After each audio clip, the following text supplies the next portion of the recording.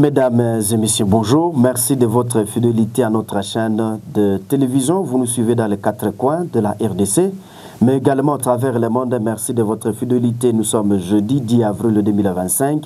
Nous sommes là pour vous actualiser de ce qui s'est passé en République démocratique du Congo. Du coup, il faut savoir que les affrontements ont eu lieu à Kalehe.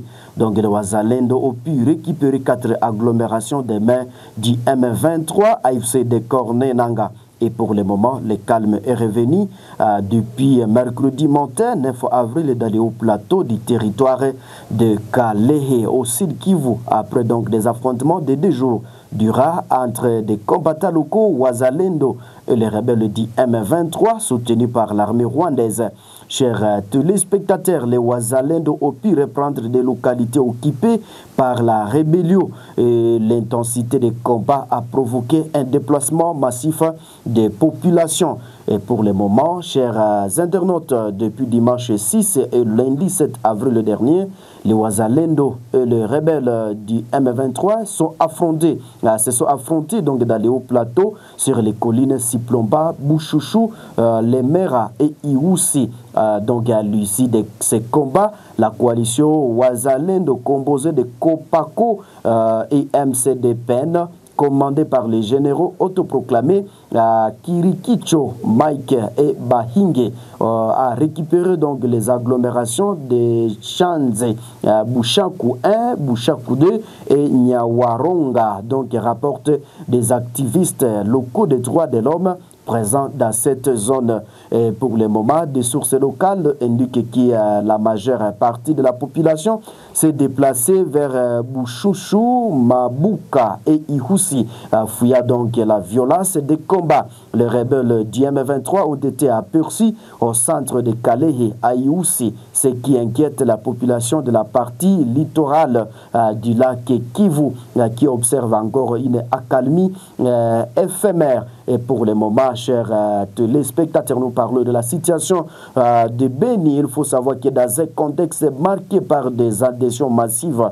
des acteurs, des politiques et de la société civile à la rébellion du M23, les responsables de l'armée multiplient donc des séances de sensibilisation et de rehaussement de morale auprès des forces armées de la République démocratique du Congo et FARDC pour faire face à l'agression de l'armée rwandaise. C'est mardi 8 avril, le chef d'état-major, le général adjoint à charge des opérations et des renseignements, lui c'est le lieutenant-général Tchaligonza Nourou Jacques, a tenu une causerie morale au cas général Chico à Mambango, à ville de Beni, à travers donc laquelle il a salué la bravoure et la détermination des troupes engagées sur fond pour protéger l'intégrité du territoire. Et le numéro 2 de l'armée, les numéros 2 de l'armée a de manière particulière exprimé sa reconnaissance aux militaires présents lors de cette causerie morale qui ont résisté pendant 4 jours à ville de Goma, refusant donc de se rendre auprès des rebelles.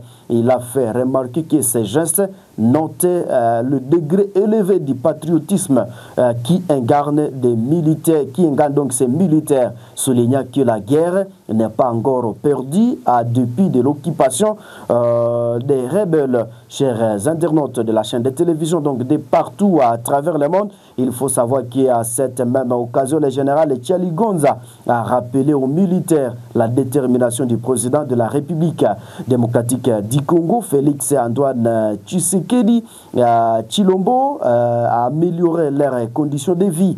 Il a dit ceci: le président Félix Tshisekedi tient fort avec vous. Toutes les unités engagées sur les fronts se retraiter différemment. Il a augmenté votre salaire et votre prime de combat. Et on va bientôt vous remettre votre prime.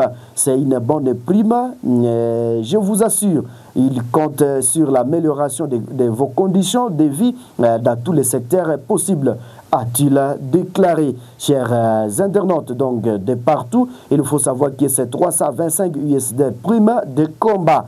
Ce dernier a aussi annoncé l'augmentation de la prime de guerre pour des militaires qui sont engagés sur la ligne de front. Ça, donc disons, et ça à termoiement, le général Charlie Gonza a fait savoir que ces primes s'élèvent à 325 $ américains. Le patron des opérations et des renseignements des FARDC a appelé à l'unité entre FARDC, soulignant que le salut du peuple viendra de l'effort de leur combat pour la sauvegarde de l'intégrité territoriale. Son Excellence Félix Tshisekedi Tshilombo azo tenir bakasi na bido na yango ba unité nyoso bo baza engagé na fro babakiseri bango salaire na prime ya combat toyokani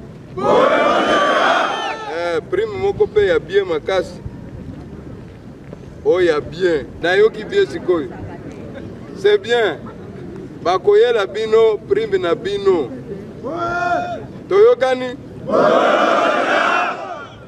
na ba condition na bino oyo bozo vivre nango na kati avana ya awa na yaki na ministre ya défense ayaki pe atalaki ba condition na bino bao bazaki koyana no ava awa effectif ekomi ebele ya komba mikolo oyo ekomi 325 $. Toyokani 325 $.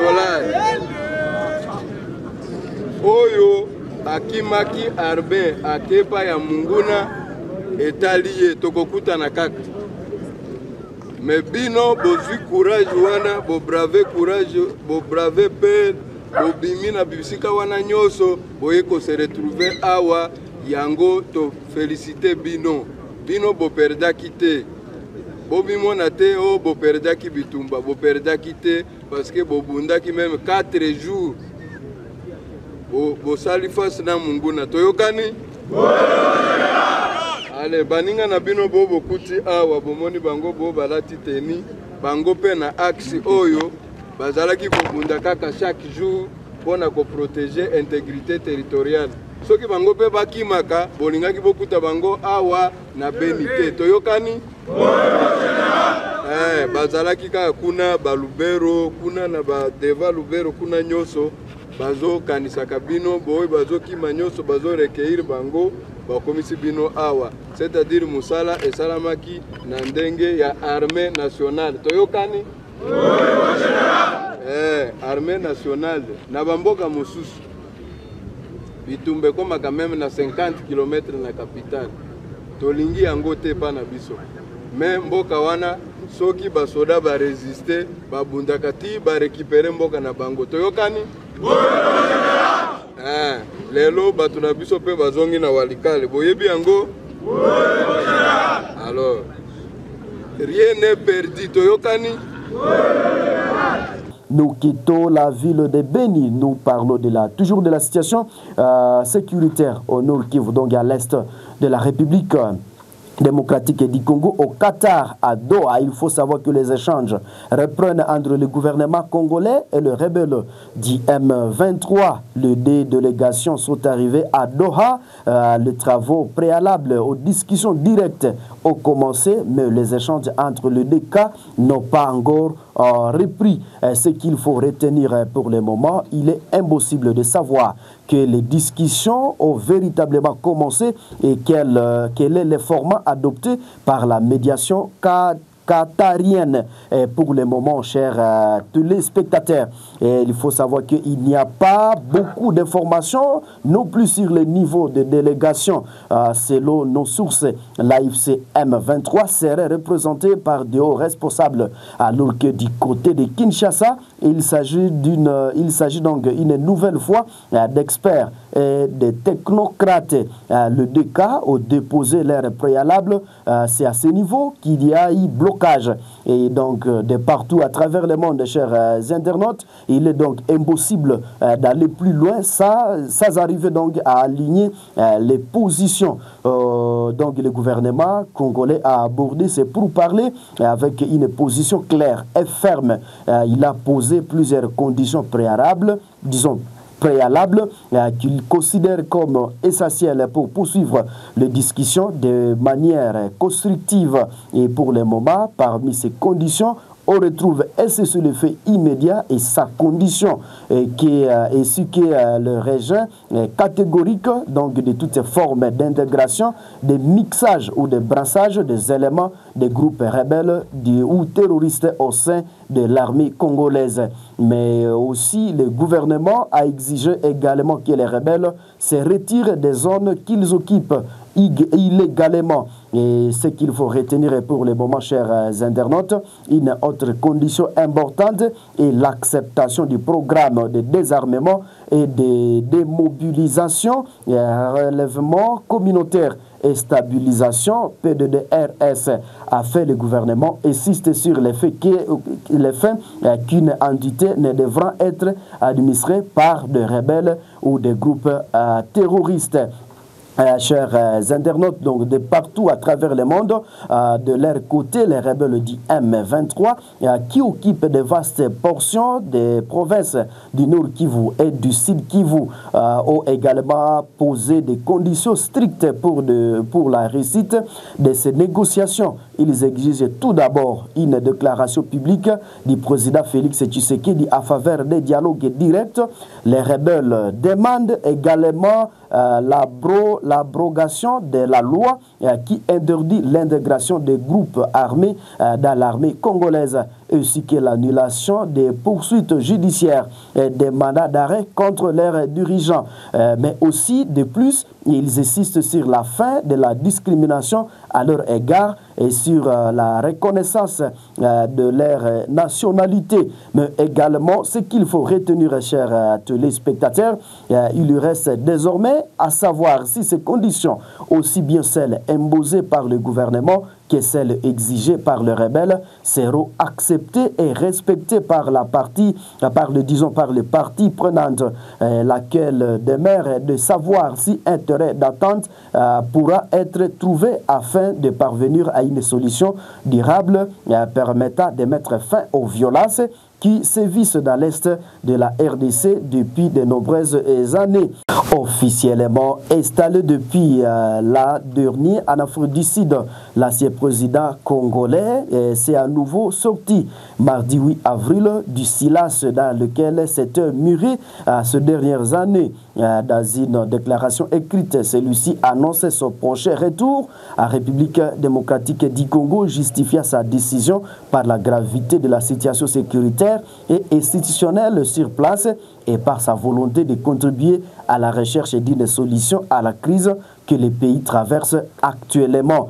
Mardi 8 avril, Joseph Kabila est une nouvelle fois sorti du lot du silence qu'il respecte depuis plusieurs années, cette fois par une déclaration écrite consultée par RFI. Dans ces documents, l'ancien président annonce son prochain retour à la République démocratique du Congo RDC et justifie sa décision par la situation dans laquelle se trouve le pays actuellement. La qualifiant donc d'ordre de contrôle, il juge qu'après 6 années d'absence et une année d'exil, l'heure est venue pour lui de rentrer sans délai, compte tenu de la génération de la dégradation de la situation sécuritaire à travers toute la RDC, ainsi que de la délinquance qui gangrène tous les secteurs dans la vie nationale. Chers téléspectateurs, c'est ici où nous mettons un point final à ces actualités de ce jeudi 10 avril 2025. Si c'est la première fois de nous suivre, donc n'hésitez pas de vous abonner, aimer et partager la publication. Au revoir.